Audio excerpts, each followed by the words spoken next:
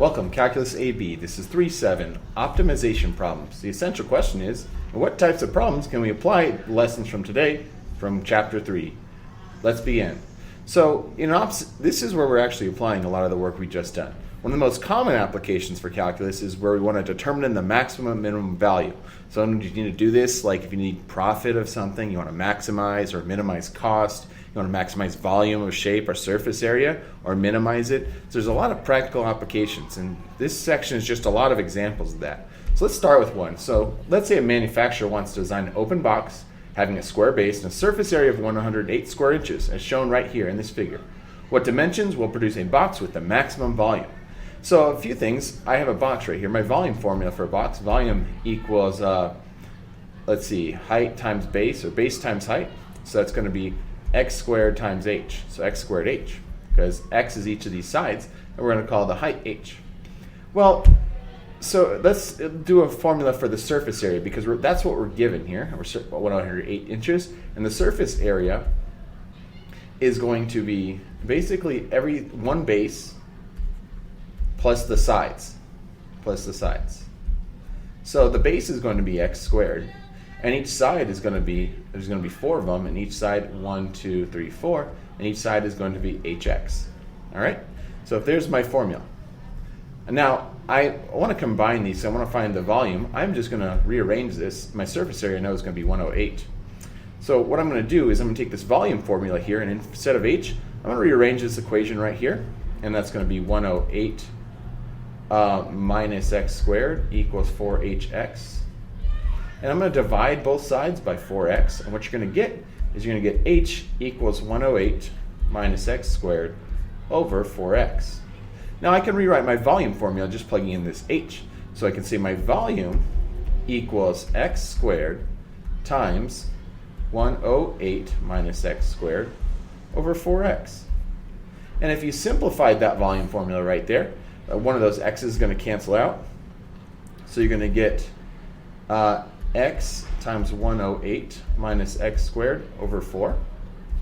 And we can leave our volume like that. If I want to distribute things and I want to reduce the 4 over 108, what you're going to end up getting is 27x minus x cubed over 4. So there's my volume function for this box. Now let's talk about the real world domain. So what's the real domain in this problem?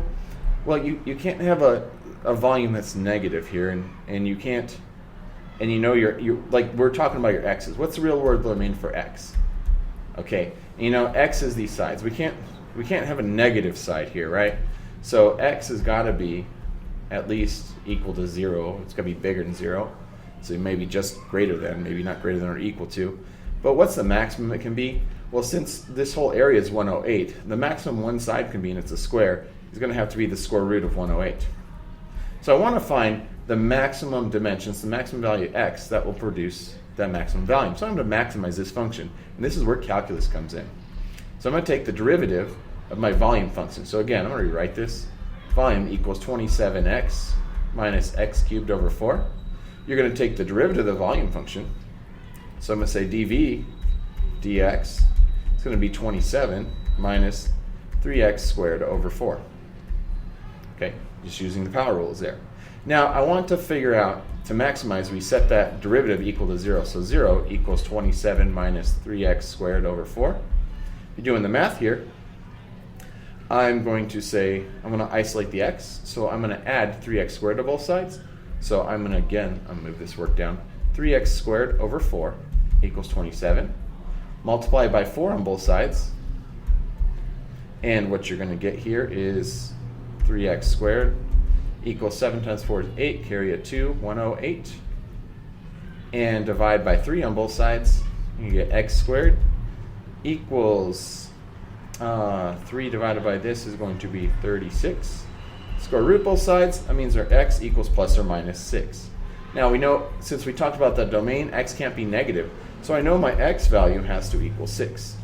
So if the sides are 6, and that is 6, and this is 6, what's my height going to be here? To maximize my volume, I can plug it in. So each side is out. You can plug it into the h formula right here.